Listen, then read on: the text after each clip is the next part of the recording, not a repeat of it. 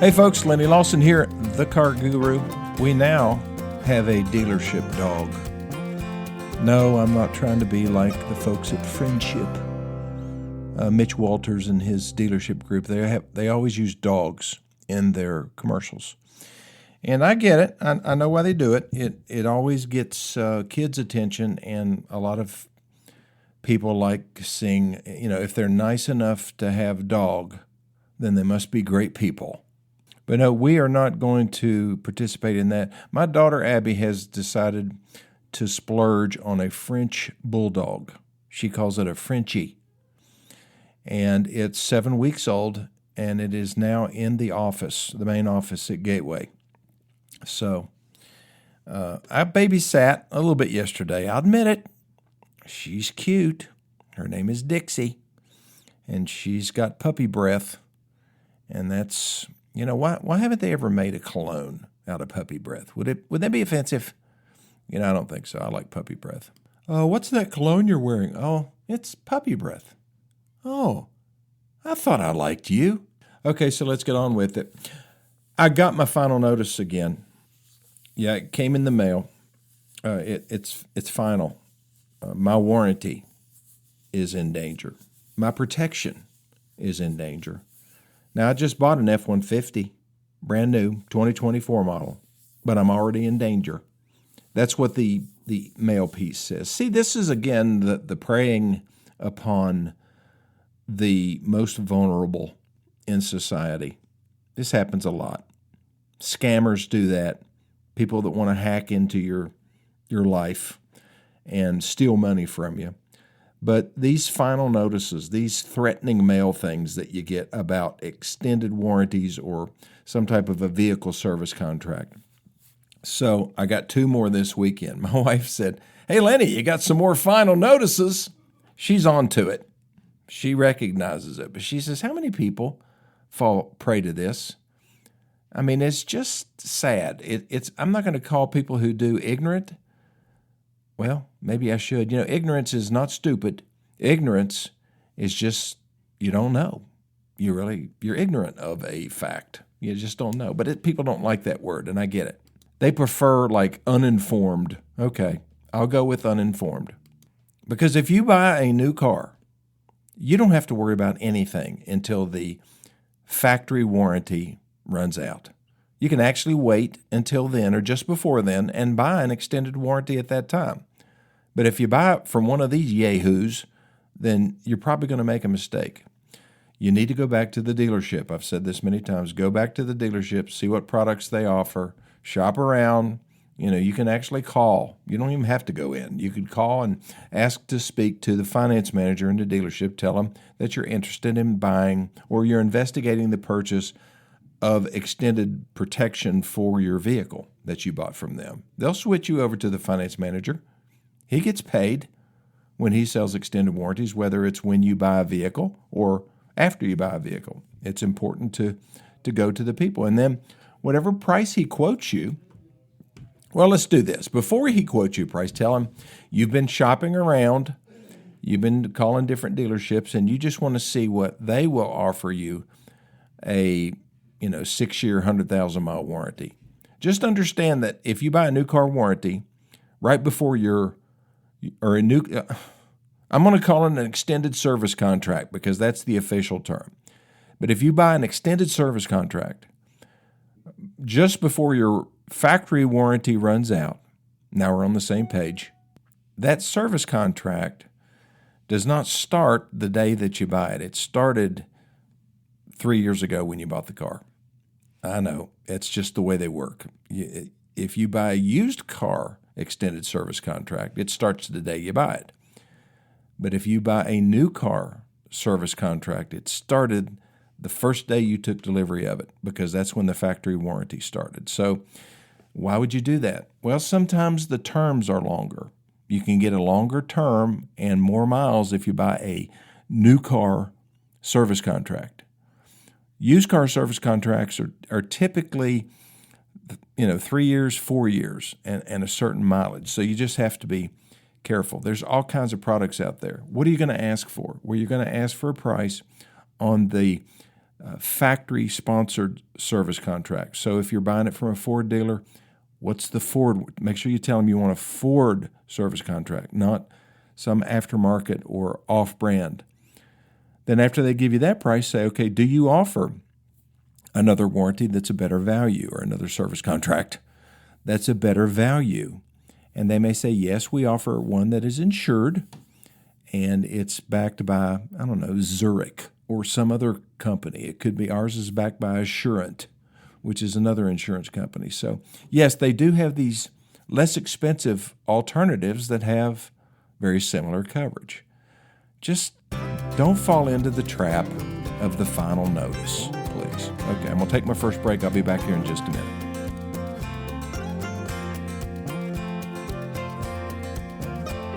Okay, I am back. Today really my mission was to kind of enlighten, remind my listeners, my Car Guru followers, of the traps that they so easily fall into.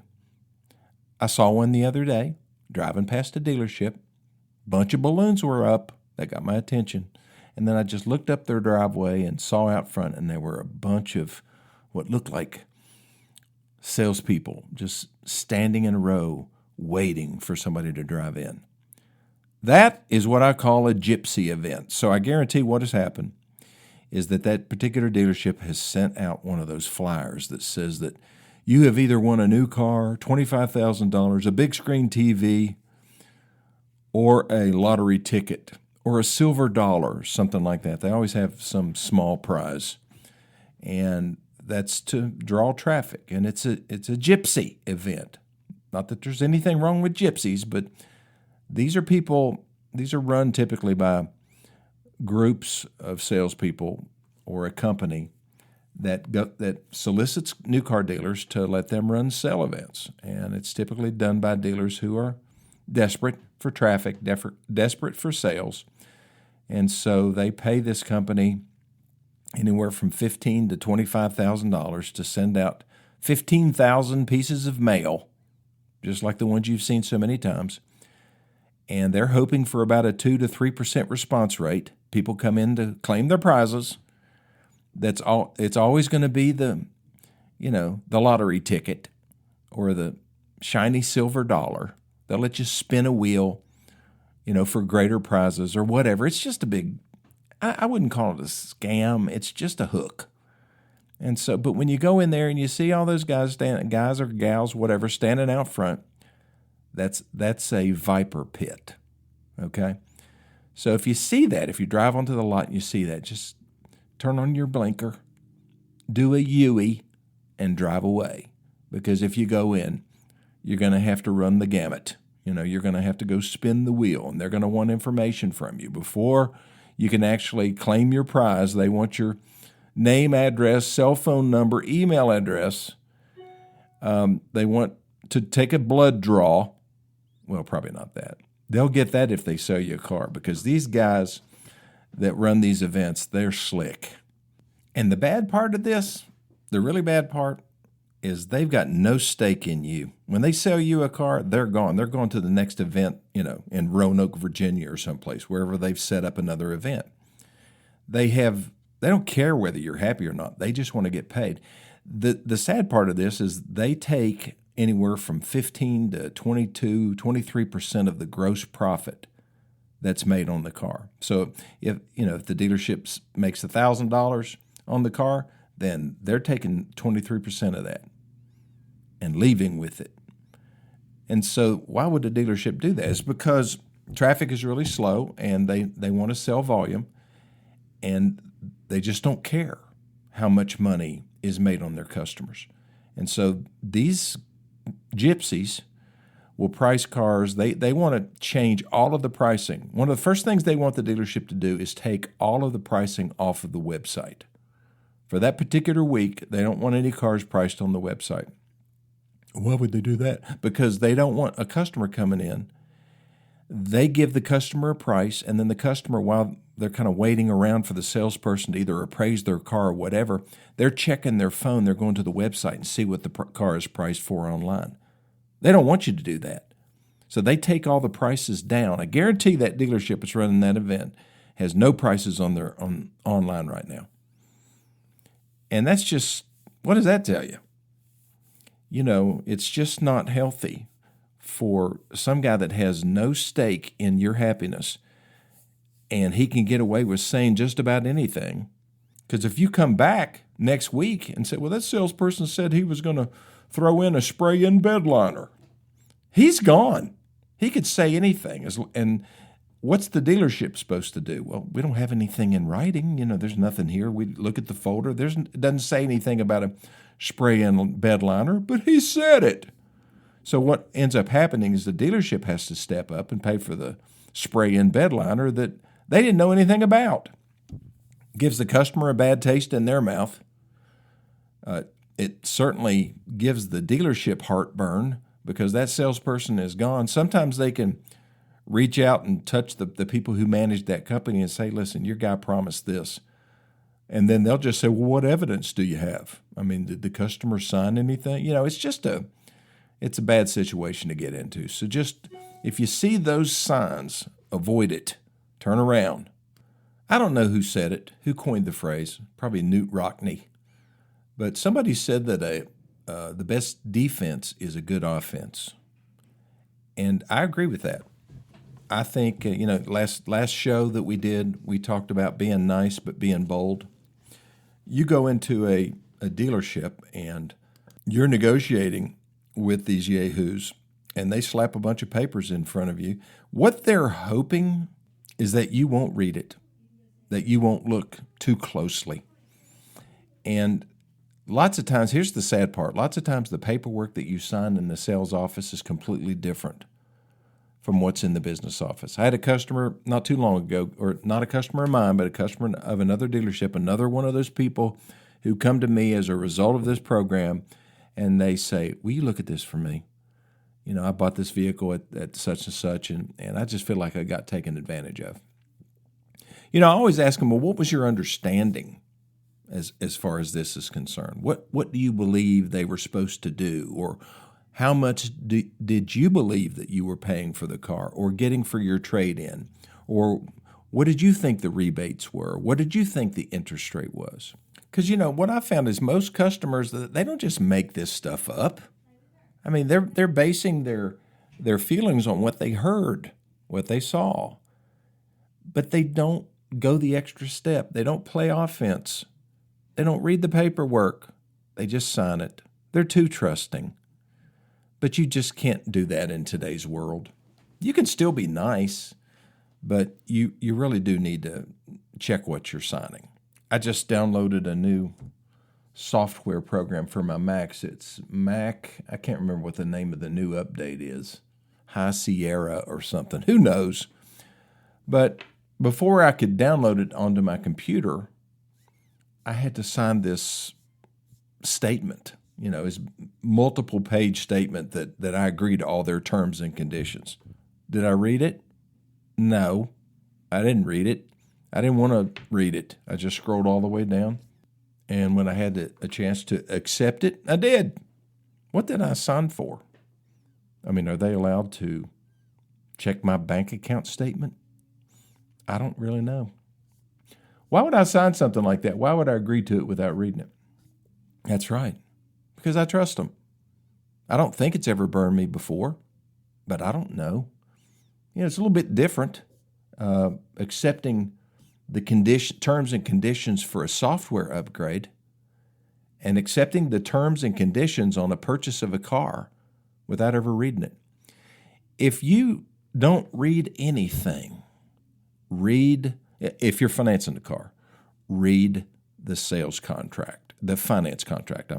Read the finance contract. And you should read the sales contract as well. And just put them side by side. Just sit there at the desk and at the finance manager and say, would you please print out the sales contract, whatever you want to call it, buyer's order, sales contract, and the bank contract. And just put them here side by side. I want to look at them. Why do you want to do that? Well, because it's just something I want to do. I'm on offense now, and I want to make sure that what everybody says I'm getting this car for, what everybody says I'm getting for my trade, the rebate, the way it's structured. I want to just make sure that it's, that everything's in the right lines and that it all matches up. Well, I have to ask my manager. If they say that, then you need to, turn on the blinker and do a UE. But most of the time, they'll print it out and they'll let you sit there and read it. And if you feel like you're under pressure and they keep pushing and there's speed and there's a bunch of people waiting, that's fine. Just take the sales contract, don't sign it, take the buyer's order, go out in the customer lounge and sit and read it. That's all you got to do. I mean, maybe it will offend them. Who cares? It's your money. You need to pay attention to it. I mean, it's a substantial amount of money in many cases. I mean, we sold an F-150 the other day and it was $82,000. But even if it's a Nissan Versa, it's still $18,000. And, what else did you buy? What else are they cramming in there? Just pay attention. Go on offense. Look at it. I mean, what if that guy snuck in an additional $30 a month into that monthly payment? And you didn't know it, but it's there. Times 84 months. $30 a month times 84 months, which is a lot of people are financing cars that long because they're so expensive. Well, how much is that? $2,520. What could you do with $2,520? Well, you want to be the one that makes the decision for that money, not somebody else making the decision and hoping that you just won't notice. Okay, I'll be back in just 1 minute.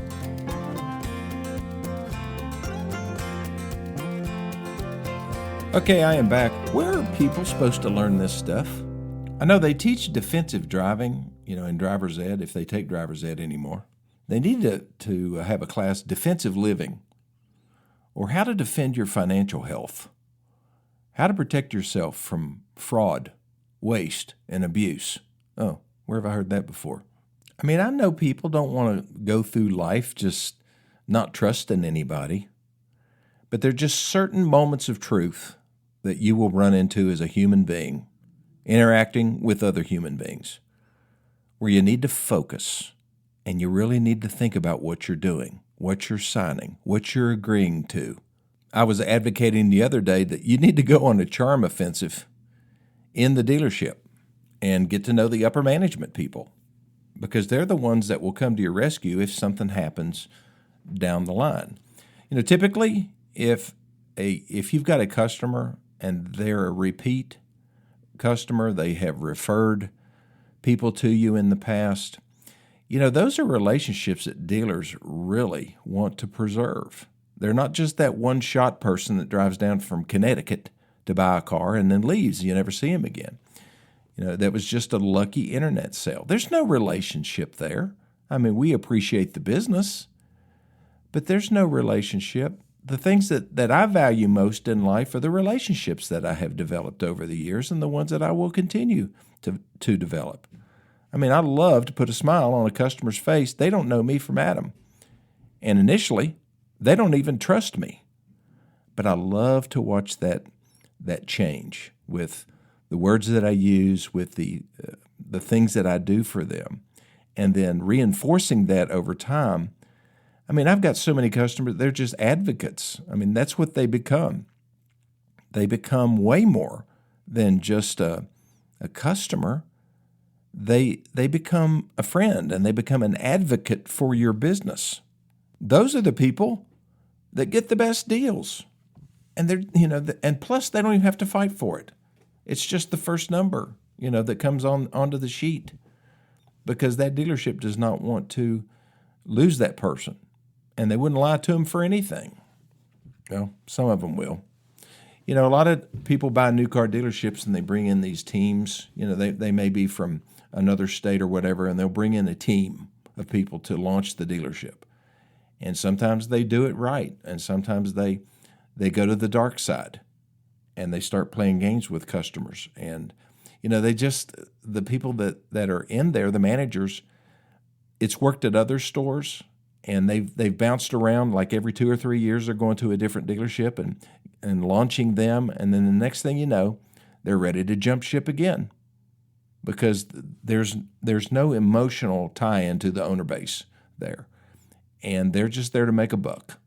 So look for that owner or that They may own a group of dealerships. Look at the ones that are in there for the long term. I think about the Friendship Group. I remember, the Gattons, Bill Gatton in the Tri-Cities. He started with that Chevy store, Chevy Cadillac in Bristol, and then they started buying dealerships all over the country. And they had a very similar culture in all of their stores, and that's one of the reasons Bill Gatton was so successful. There are many other examples. These dealers that are invested in their communities, and they take care of their employees, and their employees in turn take care of their customers at a very high level. Some of the names that come to mind in our area: Champion Chevrolet, Tim Copenhaver, Andy Dietrich. These guys, they're in it for this community, and they've done well. They've proven it. The Wallace Group, another big group of dealerships that are family owned and operated, and they're here to make it work for their customers and for their family. Those are the places where you can go and pretty much know that they're not going to play any games, that they're going to play it straight, because that's just what they've always done. And that's always been my dad's philosophy, my philosophy, how we run our business, how we run our dealership. We take ownership of problems. And when somebody has one, somebody brings it to us, we want to solve it because we want to maintain the relationship. To us, that's the most important thing. Well, thanks for listening to this edition of My Car Guru. If you have any questions, you know what to do. Send me a text, 423-552-2020, or send me an email to LennyLawson2020@gmail.com. And I'll see you on the next edition of My Car Guru.